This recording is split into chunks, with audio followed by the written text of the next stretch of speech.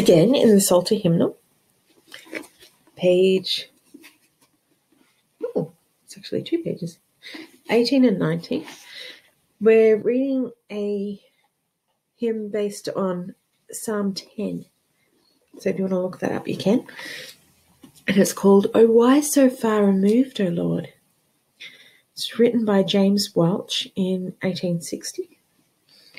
And this book was published in 1959, and it's copyrighted then by the Publication Committee of the Christian Reformed Churches Incorporated in Michigan.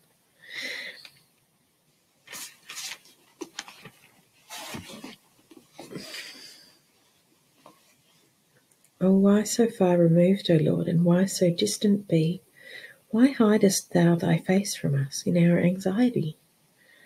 The wicked in unholy pride, the lowly poor oppress. Let them be taken in the snare of their own craftiness. The wicked in his pride of heart boasts of his greedy gain. He glorifies the covetous, whom God abhors for shame. The wicked in his arrogance refuses God to fear, nor is it in his thoughts at all the sovereign God to hear. His ways are grievous, and thy laws are too high for him to see. He therefore his defiance bids, and taunts his enemy. For he within his heart has said, I suffer no distress. Adversity comes not to me. I still have had success. In cursing and deceit and fraud, his tongue is ever skilled. With festering iniquity, his mouth is ever filled. He lurks in village hiding place, and in dark corners bent. He watches for the humble poor, to seize the innocent. In strength he cowers covertly as lion in his lair, that he may pounce upon the poor and catch them in his snare. He crouches low so that the poor to his strong friends may fall, and tells himself that God forgets or sees it not at all.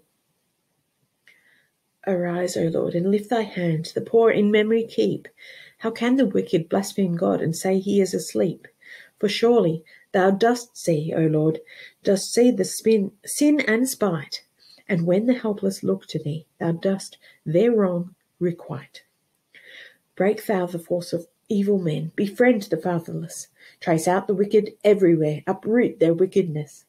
The Lord our God is sovereign still, the heathen all are slain. Thou, Lord, hast heard the suppliant's prayer, and dost his heart sustain. No more shall boasting arrogance or taunting pride oppress. The poor and orphaned thou wilt hear, and judge with righteousness. There is a lot of injustice in the world. And back when this was written, there was plenty as well. And it is distressing, especially at times when it takes the life of innocent, helpless people. And in that situation, for the people who perpetrated it to get the same punishment would be appropriate, wouldn't it? That is justice. But it's only up to God to execute that justice, or his appointed people, when it comes.